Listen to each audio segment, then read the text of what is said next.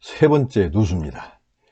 제목은 네 번의 누수와 태경 건식난방 세 번째 시간입니다. 부제로 30년 된 아파트 습식 난방 3차 누수에서 멘붕에 빠진 상태를 말씀드려 보겠습니다.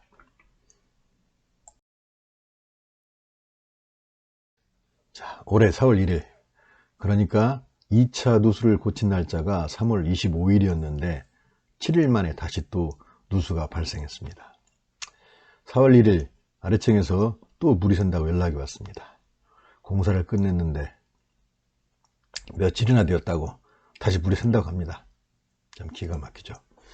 누수 공사를 하고 나면 새는 물이 잦아들어야 하는데 물이 더 새는 것 같다고 연락이 온 겁니다. 그래서 저희 집에서 정말 물이 새는지 알아보기로 했습니다. 그래서 일단 모든 물을 막은 다음에 수도 계량기까지도 막고 5분 정도가 지난 다음에 수도 계량기를 틀었을 때 작고 빨간 별침이 움직이면 물이 새는 것이라고 배웠습니다.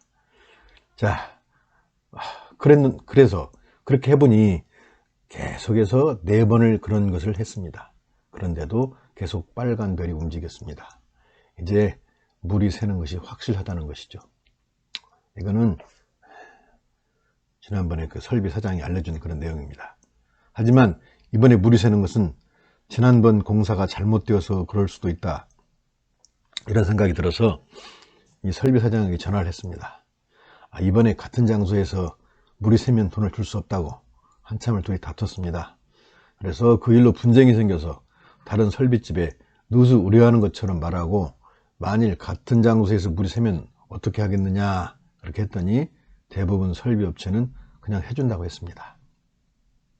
그런데 그 2차의 누수를 해결해 줬던 그 사장은 그래도 조금은 받아야 한다고 우겼습니다. 그래서 손해사장인에게 조언을 구했습니다. 자, 이런 상태니까 어쩌면 좋으냐. 손해사장인이 하는 말이, 만일 다른 업체에 맡기면 새로 또 돈을 주어야 하니까 기존 업체에 맡기는 게 낫겠다. 이렇게 해서 2차 누수 수리 업체에 3차 수리를 맡기기로 했습니다. 그리고 이틀 뒤인 4월 3일에 만나기로 했습니다. 그리고 아래층에도 전화를 해서 4월 3일 오후에 만나자고 했습니다. 자, 이제 드디어 홍수가 난 상황입니다. 우리 아파트 쪽 계단이 밑으로 아래로 쭉 엄청난 물이 내려가는 상황이 발생합니다. 4월 2일 오전 9시경 일주일 전에 공사했던 설비에 전화를 해서 내일, 그러니까 4월 3일 다시 공사를 하기로 그렇게 했습니다. 만일 지난번 공사했던 자리가 또 샌 것이라면 돈을 줄 수 없고 다른 곳에 했다면 주기로 약속을 했습니다. 하지만 그 사장은 그것을 잘 받아들이지는 않았습니다. 어쨌든 공사는 시작했습니다. 오후 8시까지 아래층에서 물이 한 방울씩 떨어진다고 연락이 왔습니다. 그런데 오후 9시가 가까울 무렵 갑자기 관리소 직원에서부터 인터폰으로 연락이 왔습니다. 지금 우리 집이 물이 새는 곳에서 물이 새기 시작해가지고 1층까지 물이 흐른다는 것이었습니다.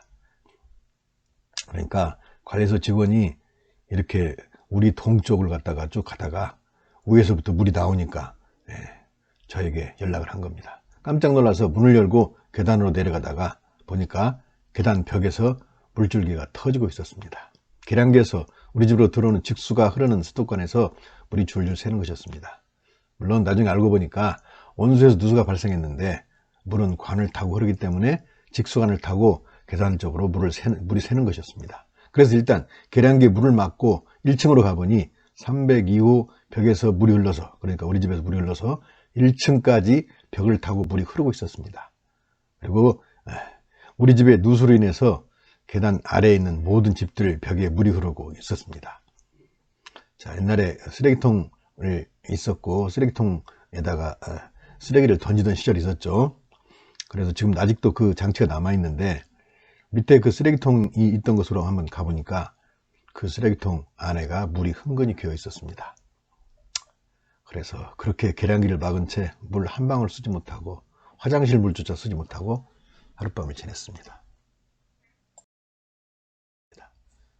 자, 3차 누수 수리를 했는데 온수관을 의뢰했고, 자, 누수가 모두 온수관에서만 누수가 발생하기 때문에 이런 말이 나왔습니다. 자, 4월 3일 날 약속대로 아침 일찍 그 설비업체에서 나와서 문간방부터 누수 탐지를 시작했습니다.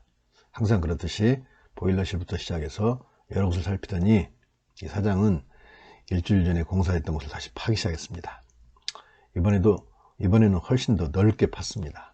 그런데 지난번 공사한 곳과 상당히 떨어진 곳에서 물이 새고 있었습니다. 자, 온수는 직수가 보일러를 통과해서 문간방으로 곧장 지나서, 그리고 거실 부엌 싱크대 쪽에서 엘보를 통해서 이렇게 꺾어집니다. 쪽으로 꺾어집니다.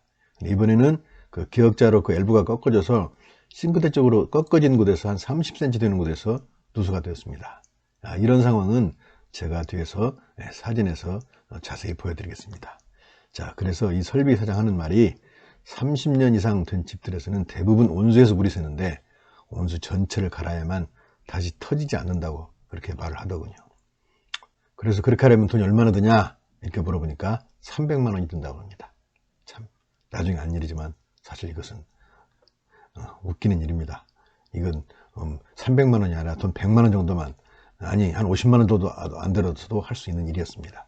자, 어쨌든 이번에 터진 곳에 엑셀관을 갈았는데 또 언제 터질지 모른다는 얘기였습니다. 자, 그러면서 말하자면 자기한테 돈을 더 많이 맡기고 온수가 전체를 갈아라, 이렇게 꼬시는 것이었습니다.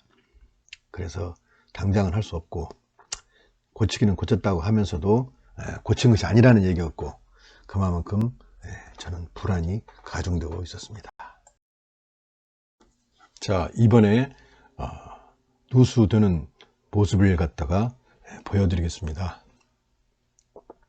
자, 지금 그림에서 보는 바와 같이 왼쪽에 있는 사진은 저희 집 쪽에서 계량기 쪽으로 해서 직수관을 타고 누수가 되는 그런 모습을 찍은 겁니다. 자, 그리고 오른쪽에 있는 사진은 다음날 누수 수리를 하기 위해서 완전히 또 방을 비워둔 이런 상태를 보여주고 있습니다. 자, 이제 누수 탐지하고 발견하는 것을 한번 보여드리겠습니다.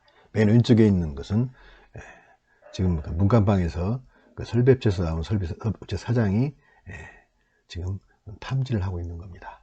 그리고 쭉 보일러로부터서 쭉 이렇게 파내려가고 있죠. 그 다음에 그런 과정에서 물이 새는 것을 갖다가 탐지를 했습니다. 그래서 지금 물줄기가 좀 보이죠. 이제 누수가 되었으니, 그리고 그것을 발견했으니 그거를 새로운 엑셀관으로 교체를 해야겠죠. 그래서 지금 온수관에 누수된 그런 엑셀관을 잘라내고 새로운 엑셀관으로 지금 엑셀관을 이은 모습입니다.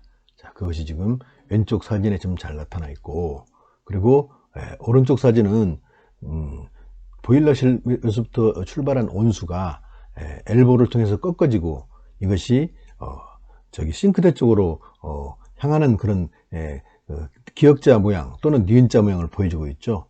이게 지금 온수관인데, 이처럼 온수관 전체를 갖다가 파내고 그 엑셀관을 갖다가 교체한 것을 이 모르타르 작업을 한 것을 통해서도 잘 알아볼 수가 있습니다. 자, 이렇게 해서 세 번째 누수까지 지금 일단은 막아놨습니다. 하지만 이제 멘붕 상태에 빠졌습니다. 이전에서 말씀드렸다시피 온수관이 또 터질지 모르는 상태에서 미봉책으로 막아둔 것이기 때문입니다. 이제 다음 동영상에서는 이러한 상황을 극복하기 위해서 어떤 좌절을 겪었고 어떤 과정을 거쳐서 새로운 어떤 방법을 발견해내는지를 잘 보여드릴 수 있겠습니다. 자, 이상으로 세 번째 동영상을 마칩니다.